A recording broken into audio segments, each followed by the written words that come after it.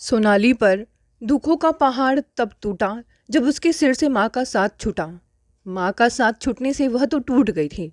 समझ नहीं आता क्या करे क्या नहीं करे, लेकिन वक्त ने उसे सब कुछ सिखा दिया। कहने के लिए साथ तो बहुत लोग थे, लेकिन वक्त ने उसे सब कुछ सिखा दिया। कहने के लिए साथ तो बहुत लोग थे, लेकिन वक्त पर एक ही औरत उसके काम आई। इन्हीं के सहारे उसने अपने आप को संभाला। अब नानी ही उसकी गार्जियन थी। नानी ने उसकी परवरिश का जिम्मा निभाया था और कोशिश की थी कि उसे मम्मी की कमी कभी ना खले। यह भी हकीकत है कि हर रिश्ते की अपनी अलग अहमियत होती है। लाचार लोग एक पैर से चलकर जीवन को पार लगा देते हैं, किंतु जीवन की जो रफ्तार दोनों पैर के होने से होती है उसकी बात ही अलग होती है। ठीक इसी तरह एक रिश्ता दूसरे रिश्ते के ना होने की कमी को पूरा नहीं कर सकता। वक्त के तकाजों ने सोनाली को एक पार्सल में तब्दील कर दिया था। माँ की मौत के बाद उसे नानी के पास पहुँचा दिया गया और नानी के गुजरने के बाद इकलौती मौसी के यहाँ। मौसी के दोनों बच्चे उच्च शिक्षा के लिए दूसरे शहरों में रहते थे। वह सोनाली के आने से खुश जान पड़ती थी। सोनाली के बहुत सारे मित्रों के 18वें जन्मदिन धूमधाम से मनाए जा चुके थे। बाकी बच्चों के आने वाले महीनों में मनाए जाने वाले थे। वे सब मौका मिलते ही अपना अपना बर्थडे सेलिब्रेशन प्लान करते थे। तब सोनाली बस गुमसुम बैठी उन्हें सुनती रहती थी। उसने भी बहुत बार काल्पनिक लोक में भांति भांति विचरण किया था अपने जन्मदिन की पार्टी के सेलिब्रेशन को लेकर, मगर अब बदले हालात में वह कुछ खास करने की ना तो सोच सकती थी, ना ही किसी से कोई उम्मीद लगा सकती थी।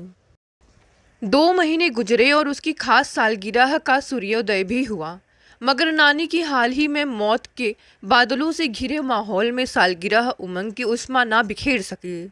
सोनाली सुबह उठकर रोज की तरह कॉलेज के लिए निकल गई।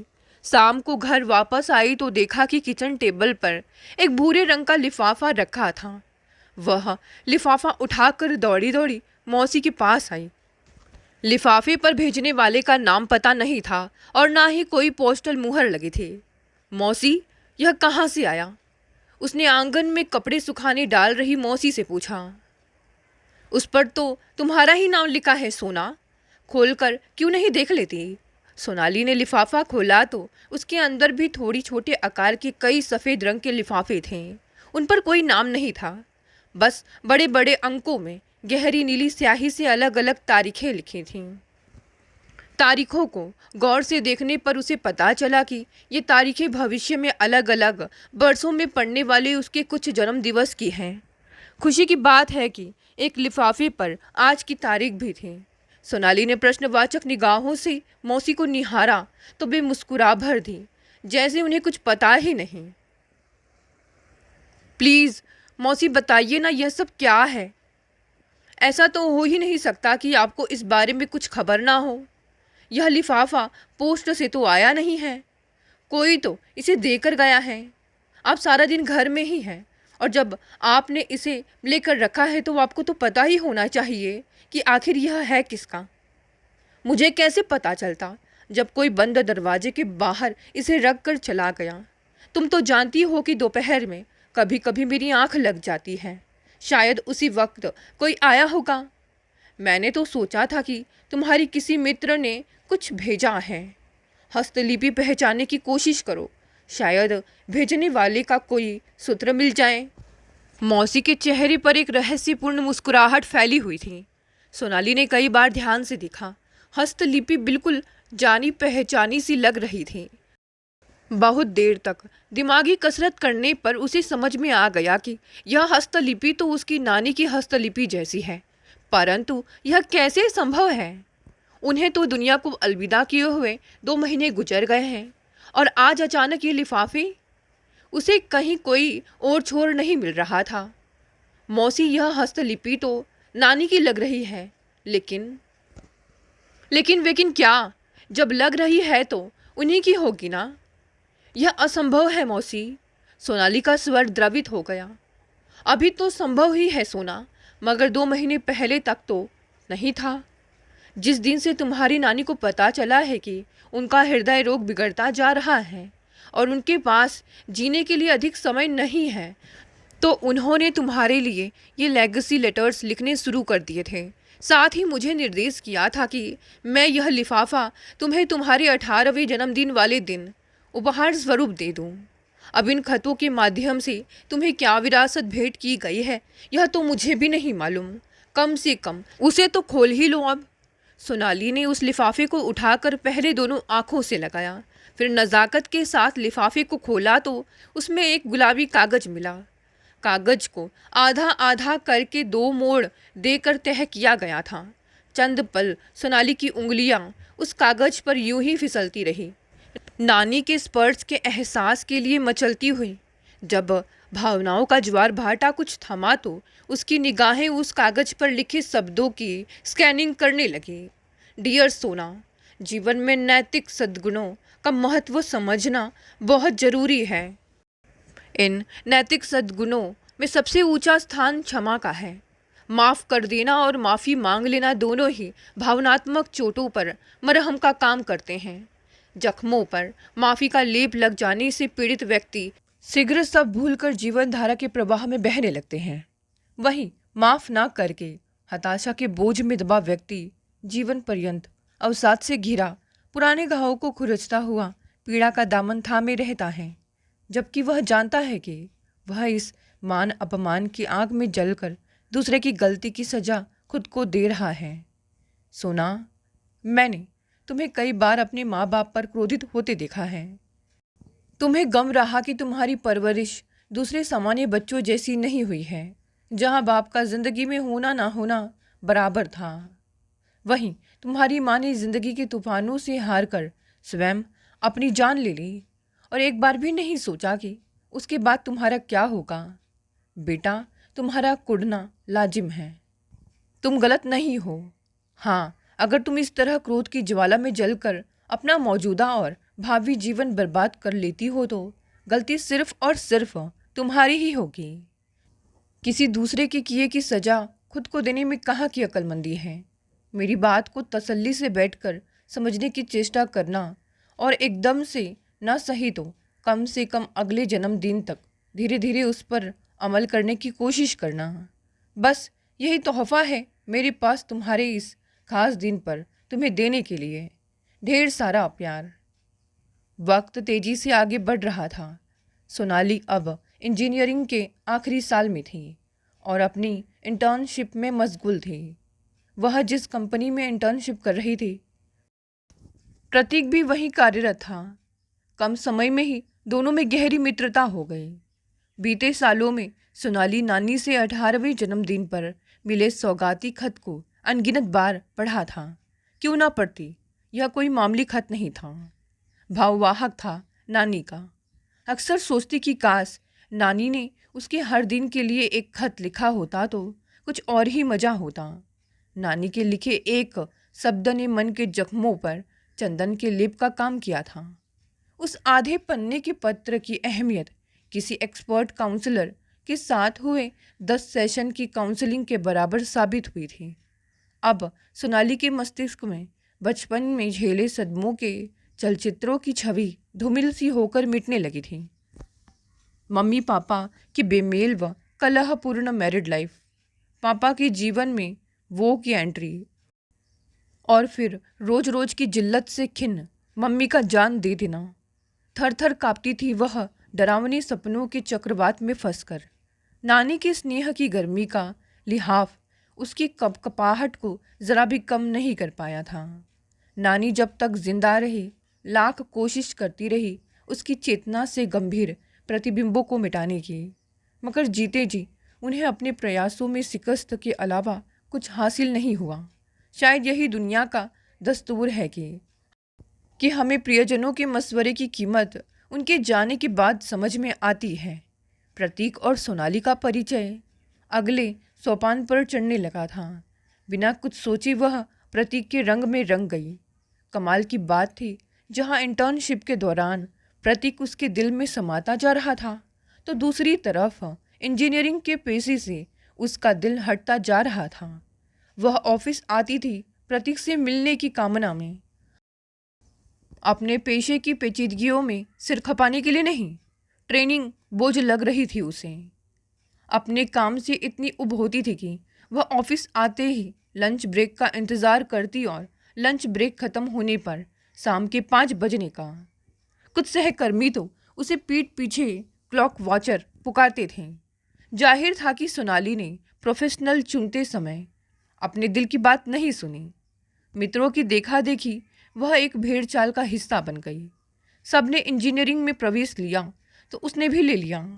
उसने जब अपनी उलझन प्रतीक से बयान की तो सपाट प्रतिक्रिया मिली।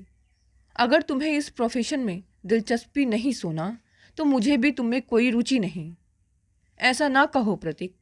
प्यार से कैसी शर्त? शर्त हर जगह लागू होती है सोना। कुदरत ने भी दिमाग का स्थान दिल से ऊपर रखा है। मुझे तो अपने लिए इंजीनियर जीवन संगिनी ही चाहिए। यह सुनकर सोनाली होश खो बैठी थी। दिल आखिर दिल है, कहाँ तक खुद को संभालें। एक बार फिर किसी प्रियजन को खोने के कगार पर खड़ी थी। कैसे सहेगी वह ये सब? कैसे जूझेगी इन हालात से बिना कुछ गवाए? अगर वह प्रतीक की शर्त स्वीकार कर लेती है तो क्या उस करियर में जान डाल पाएगी जिसमें उसका किंचित रुझान नहीं है? उसकी एक तरफ कुआं तो दूसरी तरफ खाई थी। कूदना किसमें है उसे पता ना था। अगले महीने फिर सोनाली का खास जन्मदिन आने वाला था। खास इसीलिए क्योंकि नानी ने अपने खत की सौगात छोड़ी थी। इस दिन के लिए भी बड़ी मुश्किल से दिन कट रहे थे। उसका धीरज छूट रहा था। जन्मदिन की सुबह का इंतज़ार करना भारी हो रहा था। बेसब्री से उसे अपने आगोश में लेकर उसके चेतन पर हावी हो चुकी थी। अतः उसने जन्मदिन की सुबह का इंतज़ार नहीं किया। जन्मदिन की पूर्व रात्रि पर जैसे ही घड़ी ने रात के 12 बजाए, उसने नानी के दूसरे नंबर के लेगेसी लेटर का लिफाफा खोल डाला। लिखा था, डियर सोना, जल्दी तुम्हारी इंजीनियरिंग पूरी हो जाएगी। बहुत तमन्ना थी कि तुम्हें डिग्री लेते देखूं, मगर कुदरत को यह मंजूर ना था। खैर, जो प्रारब्ध है वह है। आओ कोई और बात करते हैं। तुमने कभी नहीं पूछा कि मैंने तुम्हारा नाम सोनाली क्यों रखा। जीते जी मैंने भी कभी बताने की ज़रूरत ही नहीं समझी। सोचती रही जब कोई बात चलेगी तो बता दूंगी। कमाल की बात है कि ना कभी कोई जिक्र चला, ना ही मैंने यह राज खोलने की जहमत उठाई। तुम्हारे 21वें जन्मदिन पर मैं यह राज खोलूंगी। आज के लिए इसी को मेरी तोहफा समझना। हाँ, तो मैं कह रही थी कि मैंने तुम्हें सोनाली नाम क्यों दिया। असल में तुम्हारे पैदा होने के पहले मैंने कई फीमेल नामों के बारे में सोचा, मगर उनमें से ज़्यादातर के अर्थ निकलते थे कोमल, सुघड़, खूबसूरत वगैरह वगैरह। मैं नहीं चाहती थी कि तुम इन शब्दों का पर्याय बनो। ये पर्याय हम औरतों को कमज़ोर और बुजदिल बनाते हैं, कछुए की तरह एक कवच में सिमटने को मजबूर करते हैं। औरत एक शरीर के अलावा कुछ भी नहीं होती। तुम देवी बनने की कोशिश भी ना करना और ना ही किसी को ऐसा सोचने का हक देना। बस अपने सम्मान की रक्षा करते हुए इंसान बने रहने का हकनाक होना। मैं तुम्हें सुबह खिलकर शाम को बिखरते हुए नहीं दिखना चाहती। मेरी आकांक्षा है कि तुम जीवन की हर परीक्षा में खरी उतरो। यही वजह थी कि मैंने तुम्हें सोनाली नाम दिया। तुम सोना की तरह चमकती रहो, हमेशा चमकती रहो और अपनी शिकस्त से सबक सीखकर आगे बढ़ो। शिकस्त को नासुर बनाकर अनमोल जीवन को बर्बाद मत करो। जिस काम के लिए मन गवाही ना दे उसे कभी मत करो। वह कहते हैं ना कि सांझ के मरे को कब तक रोएंगे। बेटा, जीवन संघर्ष का ही दूसरा नाम है। मेरा विश्वास है तुम अपनी माँ की तरह हौसला नहीं खोओगी। हार और जीत के बीच सिर्फ अंश भर का फासला होता है, तो फिर जिंदगी की हर जंग जीतने के लिए पूरा दम लगाकर क्यों न लड़ा जाए। बहुत बहुत प्यार, नानी। सोनाली ने खत पढ़कर वापस लिफाफे में रख दिया। रात का सन्नाटा गहराता जा रहा था, किंतु कुछ महीनों से जद्दोजहद का जो सिकंजा उसके दिलो दिमाग पर कसता जा रहा था, उसकी गिरफ्त अब ढीली होती जान पड़ रही थी। दूसरे दिन की सुबह बेहद दिलकश थी। रेशमी आसमान में बादलों के हाथी घोड़े से बनते प्रतीत हो रहे थे। चंद पल वह यूं ही खिड़की में झांकती हुई आसमान में इन आकृतियों को बनते बिगड़ते देखती रही। ऐसी ही आकृतियों को देखते हुए ही तो वह बचपन में मम्मी का हाथ पकड़कर स्कूल से घर आती थी। कल रात वाले लेगेसी लेटर को पढ़ने के बाद से ही वह खुद में एक परिवर्तन महसूस कर रही थी। कहीं कोई मलाल ना था। कल रात से वह जीवन को अपनी शर्तों पर जीने का निर्णय कर चुकी थी। ऑफिस जाने से पहले उसने एक लंबा शावर लिया, मानो कि अब तक के सभी गलत फैसलों व चिंताओं को पानी से धोकर मुक्ति पा लेना चाहती हो। प्रतीक के साथ ऑफिस कैंटीन में लंच लेते हुए उसने अपना निर्णय उसे सुनाया। प्रतीक, मैं तुम्हें भुलाने का फैसला कर चुकी हूँ, क्योंकि मेरी ज़िंदगी के रास्ते तुमसे एकदम अलग हैं। यह क्या पागलपन है? कौन से हैं तुम्हारे रास्ते? जरा मैं भी तो सुनूं। प्रतीक कुछ बौखला सा गया। लेखन, भाषा, साहित्य, ये है मेरी शौक। किसी वजह से 4 साल पहले मैंने गलत लाइन पकड़ ली, लेकिन इसका यह अर्थ कतई नहीं कि मैं इस गलती के साथ उम्र गुजार दूं या इसके बोझ से दबकर दूसरी गलती करूं। अगर मैंने तुमसे शादी की तो वह मेरी एक और भूल होगी, क्योंकि सच्चा प्यार करने वाले सामने वाले को जो का त्यों अपनाते हैं। उन्हें अपनी सांचे में ढालकर अपनी पसंद और अपने तरीके उन पर नहीं थोपते। भेजा फिर गया है क्या तुम्हारा? जो समझ में आए करो, मेरी बला से। तमतमाया प्रतीक लंच बीच में ही छोड़कर तेजी से कैंटीन से बाहर निकल गया। सोनाली ने कोई प्रतिक्रिया व्यक्त नहीं की। इत्मीनान से अपना लंच खत्म करने में मशगूल रही। सोनाली हर संघर्ष से निपटने को तैयार थी। सच ही तो लिखा था नानी ने कि सांझ के मरे को कब तक रोएंगे। गलत शादी, गलत करियर में फंसकर जिंदगी दारुण मोड़ पर ही चली जानी थी। वह इस अंधे मोड़ के पहले ही सतर्क हो गई। सोनाली, नानी ने तुम्हारे लिए कुछ पैसा फिक्स डिपॉजिट में रखवाया था। अब तक मैं इस पॉलिसी को 2 बार रिन्यू कर चुकी हूँ, पर सोचती हूँ कि अब अपनी जिम्मेदारी तुम खुद उठाओ और यह रकम लेकर अपने तरीके से इन्वेस्ट करो। एक शाम मौसी ने कहा। जैसा आप चाहो मौसी, अगर आप ऐसा चाहती हैं तो ठीक है। सोनाली अब काफ़ी हद तक आत्मनिर्भर हो चुकी थी। अब तक उसके 2 उपन्यास छप चुके थे। एक पर उसे बुकर प्राइज मिला था, तो दूसरे उपन्यास ने भी इस साल सबसे ज़्यादा प्रतिलिपियां बिकने का कीर्तिमान स्थापित किया था। अब उसे खुद के नीड़ की तलाश थी। मौसी के प्रति वह कृतज्ञ थी, पर उम्र भर उन पर निर्भर रहने का उसका इरादा ना था। बहुत दिन हो चुके थे उसे लेखन साधना में खोए हुए। कुछ सालों से वह सिर से पांव तक काम में इतनी डूबी रही कि स्वयं को पूरी तरह नज़रअंदाज कर बैठी थी। इस बार उसने 21वें जन्मदिन पर खुद को ट्रीट देने का फैसला लिया। तमाम टूर पैकेजेस देखने समझने के बाद उसे कुल्लू मनाली का विकल्प पसंद आया। कुछ दिन बस खुद के लिए, कहीं बिल्कुल अलग, कोलाहल से दूर। साथ में होगा तो बस नानी का 21वें जन्मदिन के लिए लिखा गया सौगाती खत।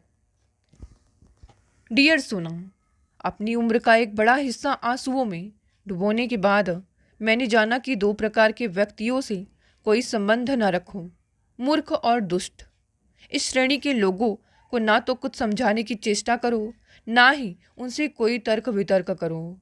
मानो या ना मानो, तुम उनसे कभी नहीं जीत पाओगी। ऐसे आदमी से नाता ना जोड़ो जिसकी पहली, दूसरी, तीसरी और आखिरी प्राथमिकताएं वह खुद हो। ऐसे व्यक्तियों के जीवन के शब्दकोश में मैं सर्वनाम के अतिरिक्त कोई दूसरा लफ्ज़ ही नहीं होता। अहम के अंकुर से अवसाद का वटवृक्ष पनपता है। अहम से मदहोश व्यक्ति अपने शब्द और अपनी सोच को अपने आसपास के लोगों पर एक कानून की तरह लागू करना चाहता है। ऐसे से नाता जुड़ने के बाद दूसरों को रोज बिखर कर खुद को रोज समेटना पड़ता है। तब कहीं जाकर जीवन नैया किनारे लग पाती है उनकी। जोड़े तो ऊपर से बनकर आते हैं, जमीन पर तो सिर्फ उनका मिलन होता है। पर यह निराधार थ्योरी गलत शादी में फंस के दिल को समझाने के लिए अच्छी है, किंतु मैं जानती हूँ कि तुम्हारी जैसी बुद्धिजीवी कोरी मान्यताओं को बिना तार्किक सत्यता के स्वीकार नहीं कर सकती। ना ही मैं तुमसे कोई ऐसी उम्मीद करती हूँ।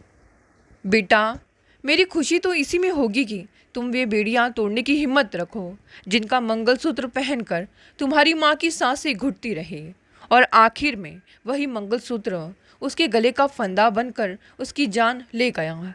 तुम्हारा बाप तुम्हारी माँ की जिंदगी में था, मगर उसके अकेलेपन को बढ़ाने के लिए। डियर सोना, शादी का सीधा संबंध भावनात्मक जुड़ाव से होता है। जब यह भावनात्मक बंधन ही ना हो तो वह शादी खुद ब खुद अमान्य हो जाती है। ऐसी शादियाँ और कुछ भी नहीं, बस सामाजिकता की मुहर लगा हुआ बलात्कार मात्र होती है। यह कैसा गठबंधन जहाँ सांसें भी दूसरों की मर्जी से लेनी पड़े।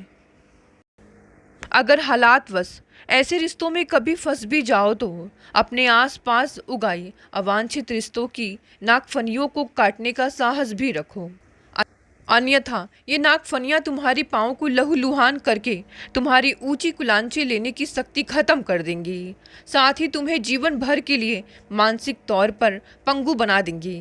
ढेर सारा प्यार, तुम्हारी नानी। कुल्लू की वादियों में झरने के किनारे एक चट्टान पर बैठी सोनाली की आंखों से अचानक आंसू झरने लगे। जाने क्यों आज प्रतीक की याद आ रही थी।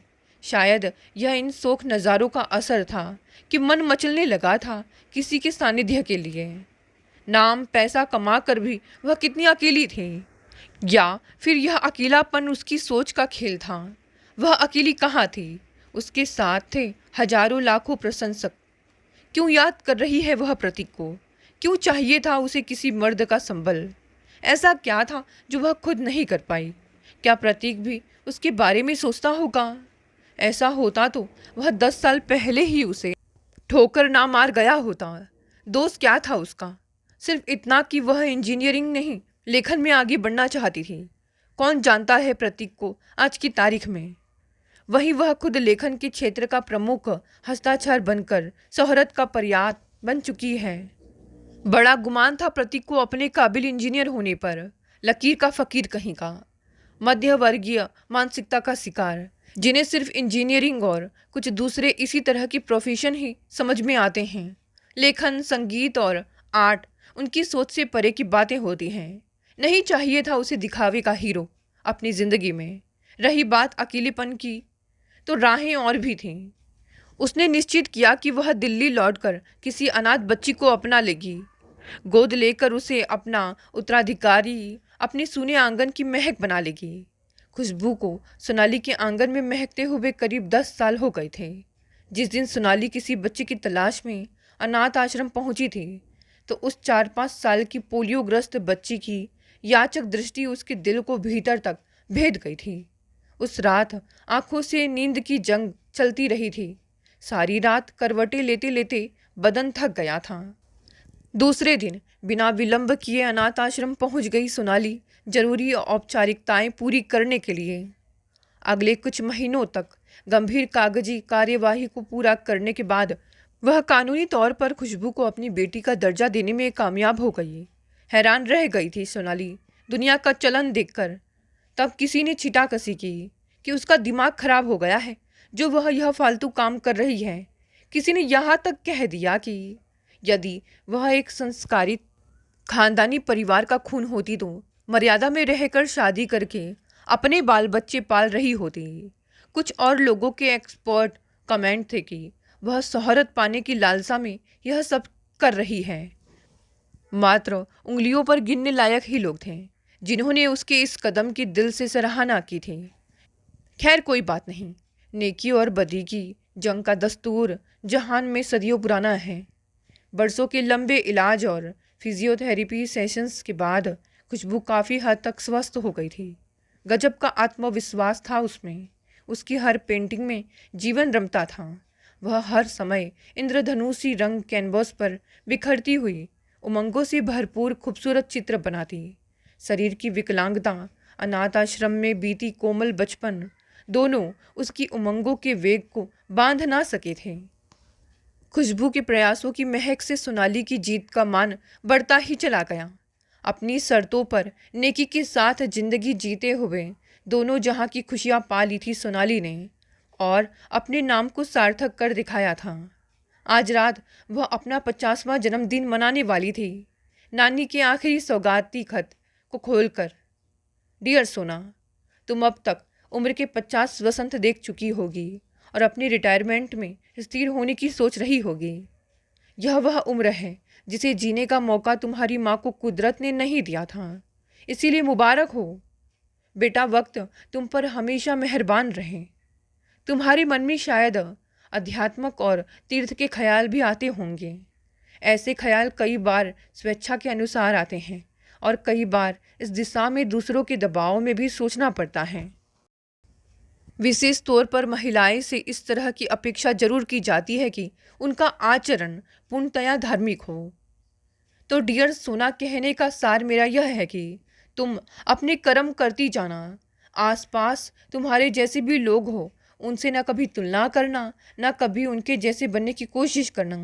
तुम्हारा मकसद सिर्फ इतना रहेगा कि तुम्हें एक सच्चा और एक अच्छा इंसान बनना है। यही सबसे ज़्यादा मायने रखता है इस दुनिया में। बेटी, यह शरीर नश्वर है। जो भी दुनिया में आया है उसे जाना ही है। इस शरीर का महत्व तभी तक है जब तक इसमें जान है। जान निकलने के बाद खूबसूरत से खूबसूरत जिस्म भी इतना विभत्स लगता है कि मृतक के परिजन भी उसे छूने से डरते हैं। जीते जी हम दुनिया के फेर में इस कदर फंसे होते हैं कि कई बार चाह कर भी कुछ अच्छा नहीं कर पाते।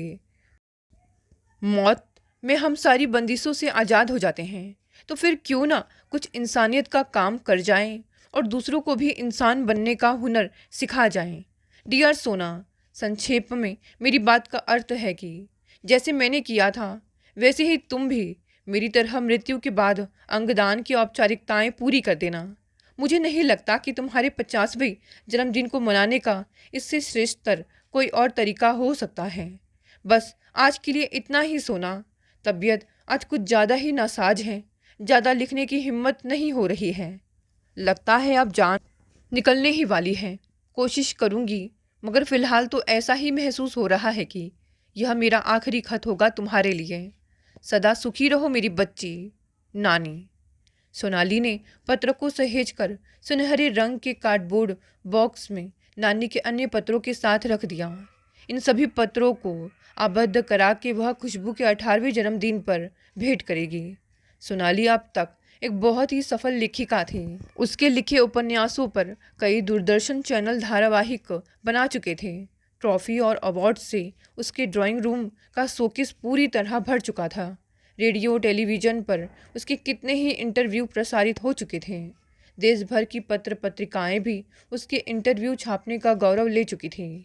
इन सभी में एक प्रश्न हमेशा पूछा गया कि अपनी लिखी किताबों में उसकी पसंदीदा किताब कौन सी है, पर इस सवाल का एक ही जवाब उसने हमेशा दिया था, मेरी नानी के लिखे विरासती खत ही मेरे जीवन की पसंदीदा किताब है और मेरी इच्छा है कि मैं अपनी बेटी के लिए भी ऐसी ही विरासत छोड़ कर जाऊँ जो कमज़ोर पलों में उसका उत्साहवर्धन कर उसका जीवन पथ सुगम बनाए। वह लकीर की फ़कीर ना बनकर अपनी एक स्वतंत्र सोच का विकास करे। दोस्तों, ये कहानी यही समाप्त हो गई। कहानी पसंद आई तो इसे लाइक, शेयर और कमेंट करें। नई है तो चैनल को भी सब्सक्राइब कर लें। धन्यवाद दोस्तों, मिलते हैं कल एक नई कहानी से।